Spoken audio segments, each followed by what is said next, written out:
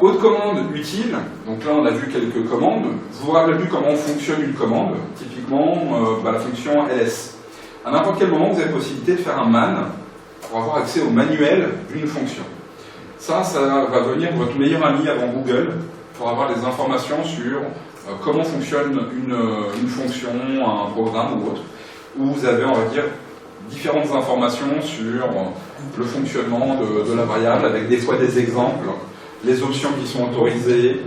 Je vous montre un petit peu. Qu'est-ce que j'ai là? On s'en fiche un petit peu. Voilà, vous voyez, vous mettez un exemple avec ls-lrs, etc. Ça peut être un peu obscur. Pour quitter, 2 points Q. À chaque fois que vous êtes dans un man, 2 points Q, on quitte. Vous avez aussi la commande info. Info qui, en général, je dis bien en général, est traduite en français, pour ceux qui préfèrent cette langue à l'anglais, et qui va avoir un autre mode d'affichage. Donc après, en fonction de ce que vous voulez, man votre commande, info votre commande, vous avez toutes les informations, et vous avez aussi toujours la possibilité de faire "-h" ou "-l", en fonction des commandes. Des fois, là ça ne marche pas sur le "-h", "-help", si ça ne fonctionne pas. Et là, vous avez, il ne le comprend même pas en fait sur le ls, mais en général, les informations sur quelles sont les options possibles et comment les utiliser.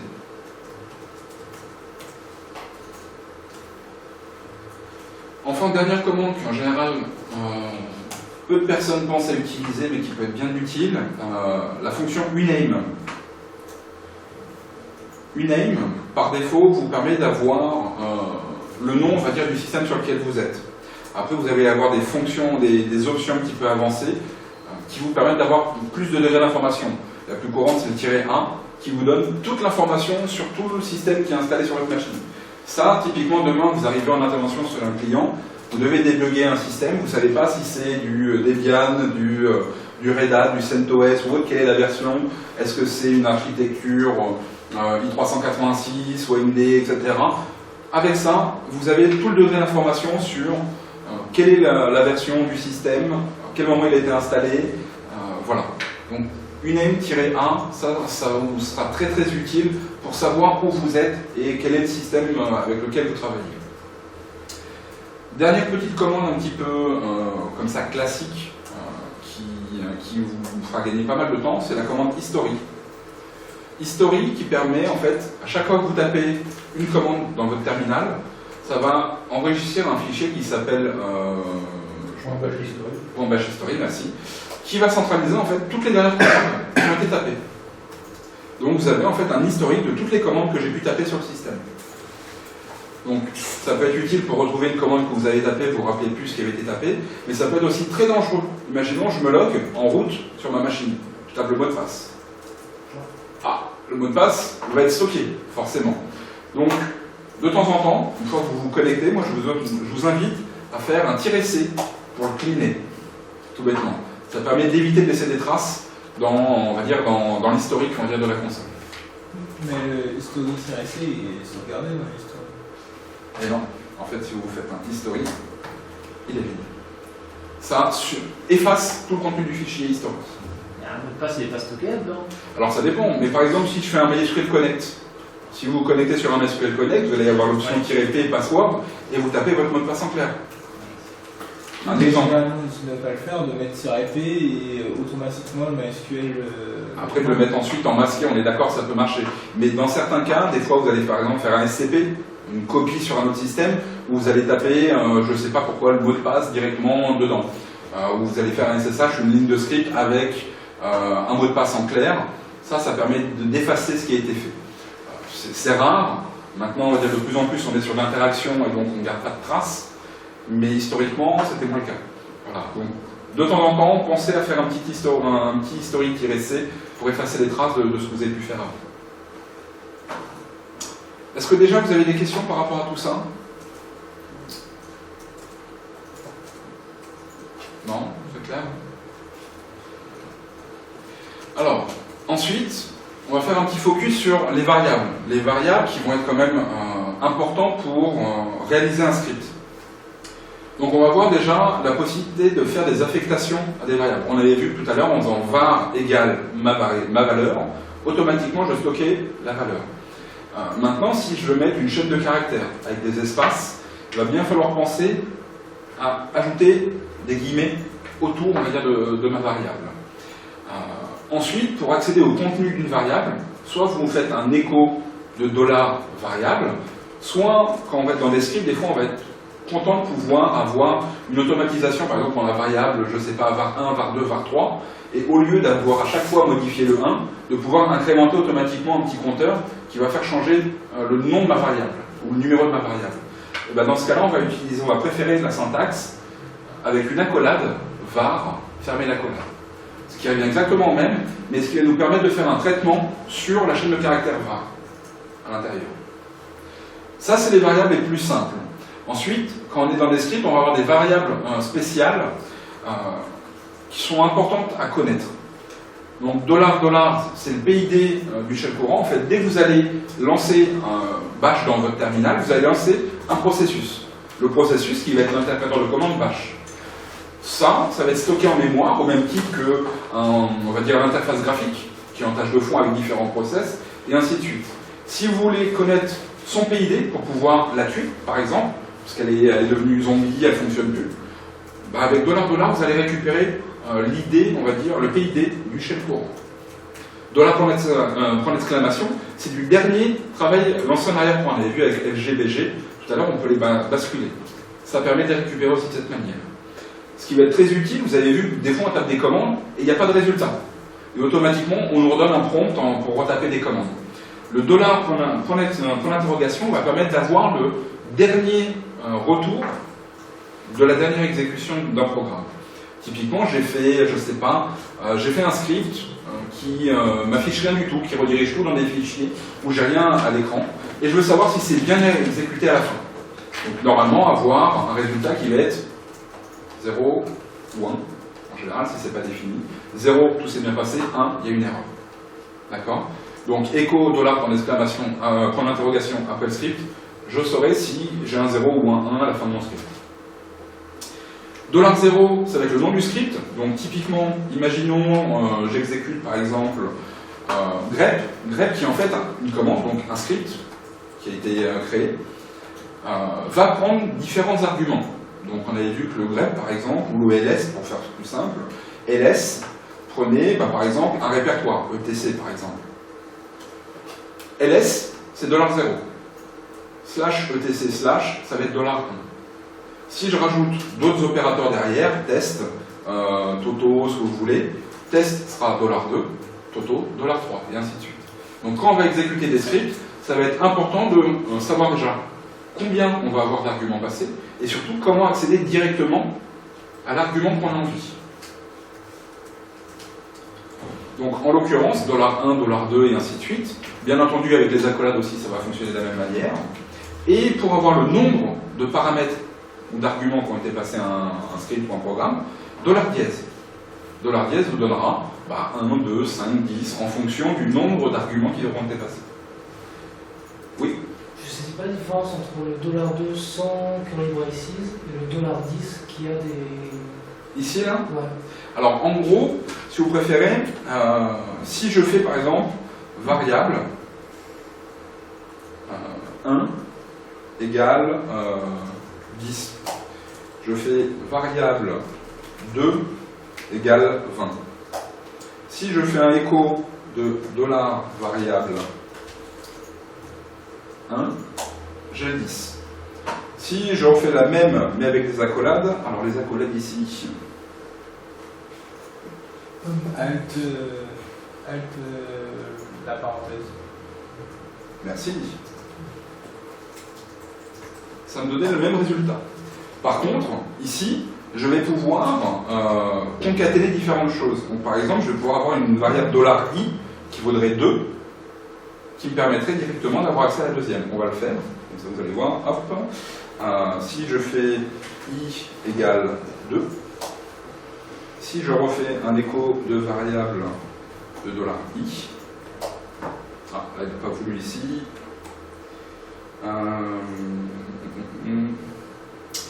Non, je ne vais pas pouvoir le faire comme ça ici. Je vais le faire plutôt ça, comme ça.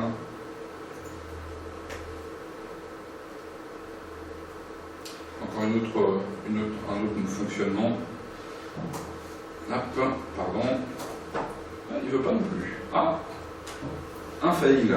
Alors, normalement, ça permet justement d'automatiser et de pouvoir faire changer une variable dans un script.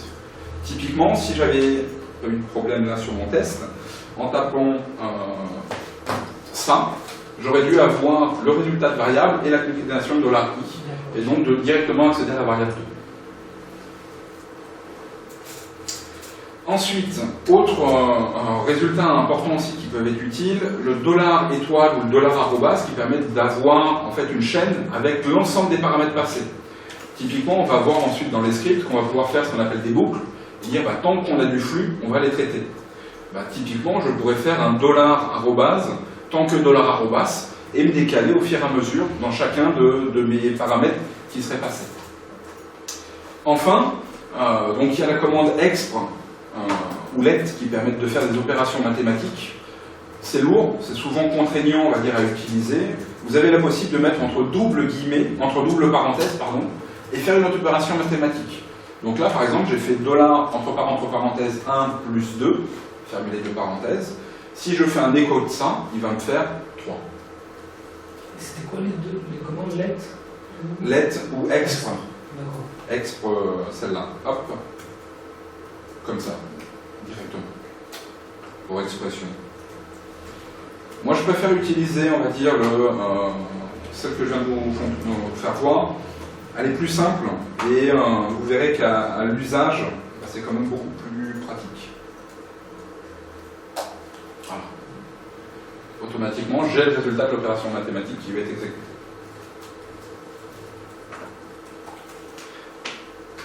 Ensuite, donc là on a vu les variables spéciales, ce qui peut être utile aussi pour faire du traitement en lot quand on a beaucoup d'informations, ça va être les tableaux. Donc les tableaux sous Linux, en bash, c'est un peu la même chose que, on va dire, une variable. Donc vous allez avoir en fait, pour initialiser un tableau, table de entre crochets, on va dire le numéro de votre colonne, égale val. Donc par exemple, table de 0 égale val. Le premier élément de mon tableau vaudra val. Si je fais table 1 égale val 2, le deuxième élément de mon tableau faudra val 2 et ainsi de suite. D'accord ? Ça peut être utile en l'occurrence quand vous allez faire tout ce qui est du traitement par lot. Imaginons que vous avez des utilisateurs, vous voulez les stocker et garder en parallèle quels vont être, on va dire, je sais pas, un login associé pour ensuite créer des comptes utilisateurs sur votre système. Bah, vous allez les stocker dans un tableau et automatiquement vous aurez la correspondance. Bah, première entrée, premier élément de la ligne, deuxième élément de la ligne, et ainsi de suite. D'accord ? Pour ensuite faire un traitement automatisé derrière. De la même manière pour les tableaux, pour afficher les contenus, bah, on va avoir les mêmes possibilités. Donc, soit écho table au crochet 0, on va avoir le premier élément, 1, 2, 3, et ainsi de suite, soit entre accolades aussi de la même manière. Si je veux avoir l'ensemble des enregistrements, on va mettre un étoile à la place du chiffre. Si je veux avoir la longueur du 10e élément de mon tableau, je vais mettre un dièse table de 10. D'accord ? En fait, les opérateurs qu'on a vus juste avant, vous allez pouvoir les réutiliser comme bon vous semble dans tout type de variable pour avoir soit la longueur d'un élément, d'un ensemble d'éléments, juste d'une cellule et ainsi de suite. Pareil, donc si je fais un $ dièse table de étoile, là je vais avoir le nombre total d'enregistrements du tableau. Est-ce que c'est clair tout ça? Ouais. Alors ça, de manière générale, vous allez voir, c'est par la pratique. Il n'y a pas de secret. Vous allez au démarrage rechercher un petit peu, et puis à force de faire des scripts, vous allez avoir des automatismes sur telle ou telle tâche. Moi, ce que je vous propose à partir de maintenant, c'est de faire notre premier script. Alors, je suis un petit peu vague, je ne vous ai pas expliqué comment on faisait des tests dans un script, mais on va essayer de le faire ensemble et de voir un peu comment ça fonctionne. Donc, je vous demande de créer un script, on va appeler test fichier, qui permet de savoir si l'argument qu'on a passé est un fichier ou un répertoire. Bon, on pourrait dire exécutable, ceci, cela. On va simplifier la vie, juste, est-ce que c'est un fichier ou est-ce que c'est un répertoire? Tout à l'heure, vous avez vu quand on a fait un ls, on avait la différence entre un fichier simple et un répertoire grâce au petit D qui était en début de ligne. Donc, dans notre script, on va devoir faire un test sur est-ce qu'on a -D sur un élément ou -F sur un élément. Je vous donne juste ça comme info et je vous propose de rechercher un petit peu comment on va créer notre script.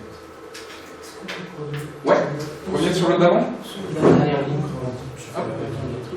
De toute façon, après, moi, je vous donnerai tout support. Vous l'aurez à votre disposition et je resterai à votre disposition s'il y a vraiment de questions.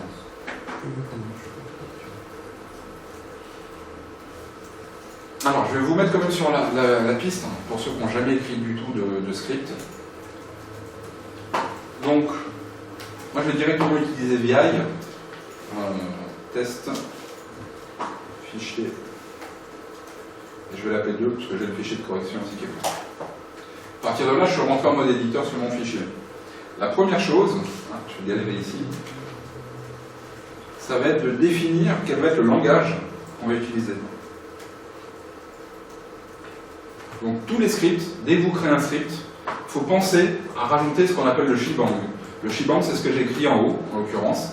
C'est un commentaire qui permet de dire à l'interpréteur de commande dans quel langage on a écrit notre code. Est-ce que c'est du Perl, du Python, du C, et ainsi de suite. Donc pour nous, pour le bash, bin/bash. Et à partir de là, il faut écrire. Je vous remets la consigne.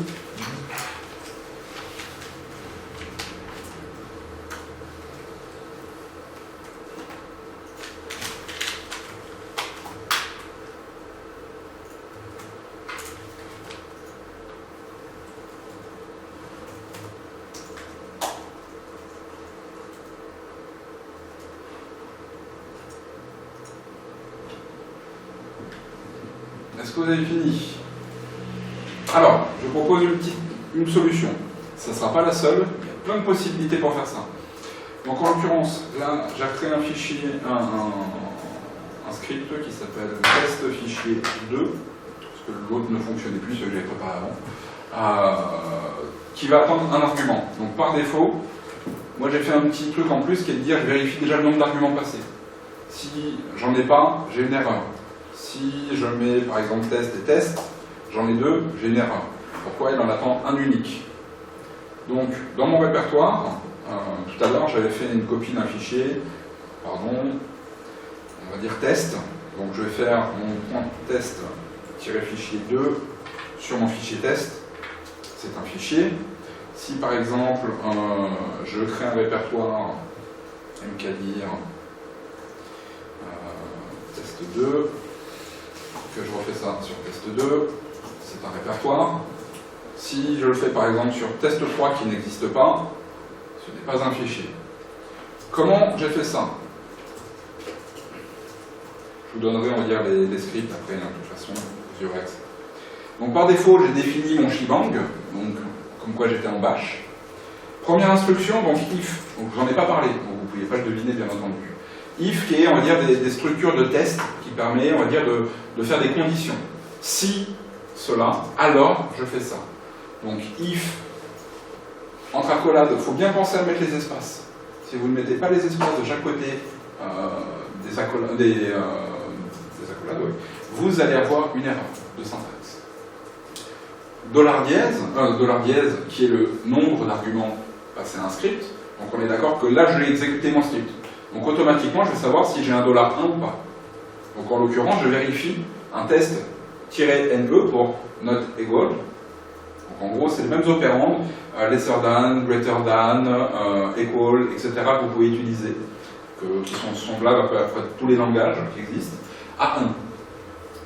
Then, qu'est-ce que je fais? J'affiche une erreur. Donc après, on pourrait personnaliser en mettant, par exemple, erreur, le script attend un unique argument. Par exemple. D'accord?